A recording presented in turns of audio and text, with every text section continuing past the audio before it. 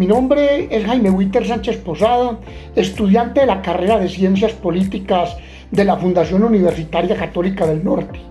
Presento un respetuoso saludo para nuestro docente de la Cátedra Historia Política Contemporánea, Juan David Londoño Martínez, y los compañeros José Antonio Oviedo Acosta y Freddy Alberto Guzmán Guarín, quienes me acompañan en esta disertación en el contexto de la actividad número 4.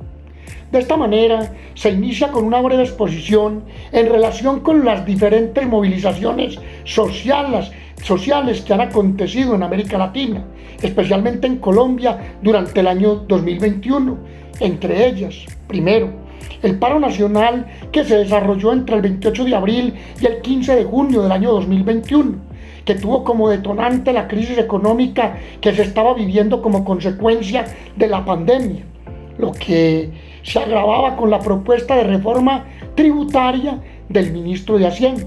Es ahí donde entran a jugar un papel protagónico algunos actores tales como las organizaciones sindicales, los colectivos estudiantiles, los movimientos indígenas, la clase media de la sociedad y de manera estrepitosa la llamada primera línea. El estallido del paro nacional trajo dos consecuencias inmediatas: el retiro del proyecto de reforma tributaria y la renuncia del ministro de Hacienda. Segundo, la movilización indígena que se llevó a cabo en el mes de mayo de 2021 tuvo como protagonistas a los líderes del Consejo Regional Indígena del Cauca, los cuales elevaron su voz de protesta, entre otros, para reclamar soluciones a la deuda histórica del gobierno con sus comunidades ancestrales, exigir el cumplimiento de algunos acuerdos pactados con los gobiernos de antaño que habían quedado en el olvido, la protección de sus derechos, pero especialmente a vivir en territorios de paz sin el asedio de las fuerzas que combaten en el marco del conflicto armado. Dicha movilización tuvo como consecuencia el reconocimiento de los derechos territoriales indígenas y la visibilidad ganada ante los organismos internacionales. La movilización estudiantil, como tercer punto, se presentó entre mayo y junio de 2021. Allí, los estudiantes universitarios y diversos colectivos juveniles de la sociedad, aprovechando las bondades comunicacionales de las redes sociales, se organizaron como nunca lo habían hecho en procura de reivindicar el derecho a la salud y a la educación pública gratuita en condiciones dignas y a la reducción o condonación de la deuda estudiantil con el ICETEX. Lo anterior trajo como consecuencia la creación de espacios de diálogo entre el gobierno y los estudiantes y la implementación de la política de matrícula cero. Cuarto, la marcha por la defensa de los derechos humanos se erigió entre junio y diciembre de 2021 como respuesta a la represión violenta durante el paro nacional por parte de los organismos de seguridad del Estado en contra de los manifestantes. Allí entraron a jugar un rol determinante las organizaciones de derechos humanos, los colectivos feministas, grupos LGTB y la ciudadanía en general, quienes luego de sendas manifestaciones lograron la creación de conciencia colectiva sobre la importancia de los derechos humanos en Colombia y la presión sobre el gobierno para que investigara los abusos cometidos durante las protestas. Quinto, la movilización feminista se desarrolló entre mayo y noviembre de 2021, teniendo como principales actores a las mujeres, especialmente jóvenes, las cuales se manifestaron en diversas ciudades, destacándose la diversidad de facetas enfocadas en sus luchas, como por ejemplo la violencia de género, la igualdad de derechos y el acceso a servicios de salud sexual y reproductiva. Lo anterior trajo como consecuencia la priorización en la agenda pública de temas como la violencia de género y con ello la necesidad de políticas públicas efectivas en relación con la mujer.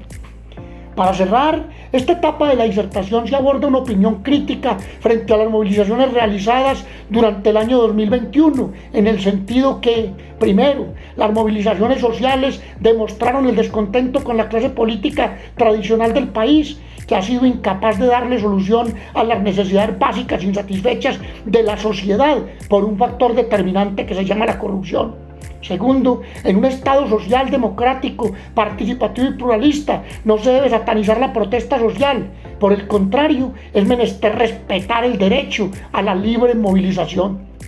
Tercero, la protesta social debe conservar unos mínimos éticos y de respeto por la institucionalidad, usarla como plataforma política de una campaña presidencial que devastó al país, desvirtúa la legitimidad de las movilizaciones.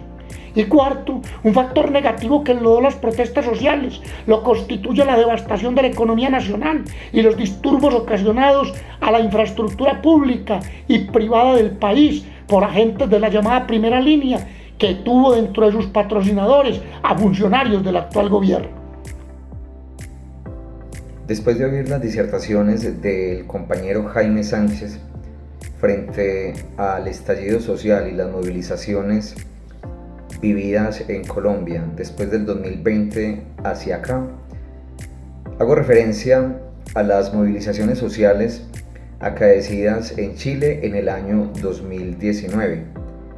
El país chileno vivió un periodo de intensas y caóticas protestas y movilizaciones ciudadanas desde el mes de octubre de 2019, que pusieron en jaque no solamente el desarrollo normal o el funcionamiento del país, sino también la estabilidad política, económica y social, así como la gobernabilidad. Los principales promotores de las movilizaciones en Chile fueron en primer lugar los estudiantes universitarios, quienes, molestos con el alza del precio del pasaje del metro de Santiago, salieron a las calles masivamente a protestar contra esas políticas gubernamentales. También tenemos a las organizaciones sociales y obreras, insatisfechas por las condiciones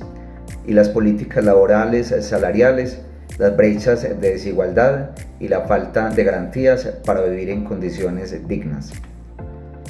Como detonantes importantes de las movilizaciones en Chile, ya habíamos indicado inicialmente, está la subida del precio del pasaje del metro de la capital, las necesidades básicas de muchos insatisfechas, la corrupción, las desigualdades económicas y sociales. De otra parte también la misma represión de los militares en las calles por orden del expresidente Sebastián Piñera para reprimir a los manifestantes, desatando mayor violencia y criminalizando la protesta, que lo que hizo fue exacerbar mucho más las inconformidades ciudadanas. El efecto principal de las demandas de los ciudadanos chilenos está principalmente la convocatoria a una constituyente con el fin de reformar la Constitución de Chile y la adopción de políticas económicas y sociales tendientes a cerrar las brechas de desigualdad social y económica, así como la validación de la legitimidad popular que se hizo sentir en las calles, en un rol protagónico que provoca cambios sociales, políticos y económicos. Lo acontecido en Chile demuestra que el poder popular y las demandas ciudadanas tienen fuerza de cambio, que las condiciones del statu quo se pueden revertir o modificar a través de la protesta ciudadana y la movilización social, y que los gobernantes deben oír a los ciudadanos en sus necesidades e intereses. Hablar de los outsiders, izquierdas y derechas a nivel mundial, significa enmarcar esta gran categoría en tres grandes bloques, o subbloques más bien: el del conflicto armado en Colombia, el del panorama electoral en Estados Unidos y el escenario político asiático. Aquí entonces vamos a encontrar que en el conflicto armado colombiano, el conflicto armado es uno de los más antiguos y de los más prolongados que ha tenido el mundo y América Latina. Para eso se dio un proceso de paz en el 2016, que se firmó la paz con las FARC-EP, donde se logró oxigenar un poco, digamos de esa manera, las dinámicas y las lógicas del conflicto en Colombia, y que por eso el presidente de la época, Juan Manuel Santos Calderón, obtiene el premio Nobel de Paz, pero que luego en el gobierno de Petro actual, 2022, se reactiva nuevamente el conflicto, las lógicas cambian, los grupos se reactivan, la locomotora del narcotráfico se enciende y el desplazamiento forzado se da nuevamente. Asimismo, en el panorama electoral estadounidense, se refrenda el primer presidente de naturaleza afroamericana, Barack Obama. Otra coyuntura que se da es que el presidente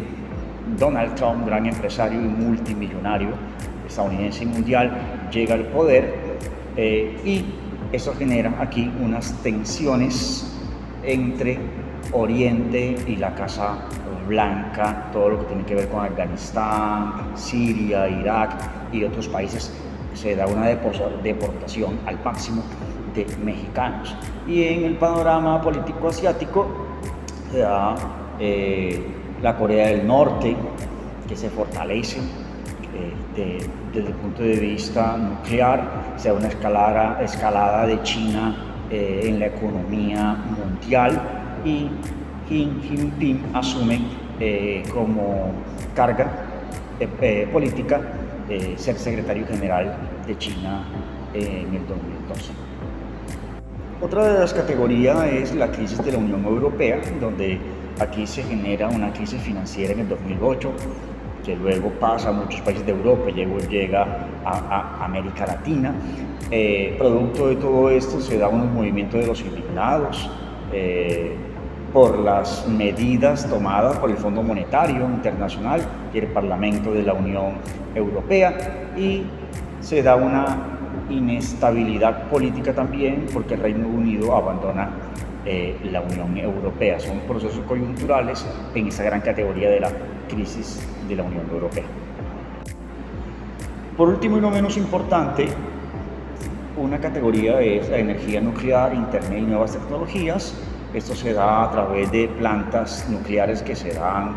entre Ucrania, Japón, fortaleciendo un poco más las armas nucleares para el mundo, para esta pelea geopolítica, el calentamiento global y el medio ambiente. Se empieza a hablar entonces de desarrollo sustentable, y en la política internacional esto es columna vertebral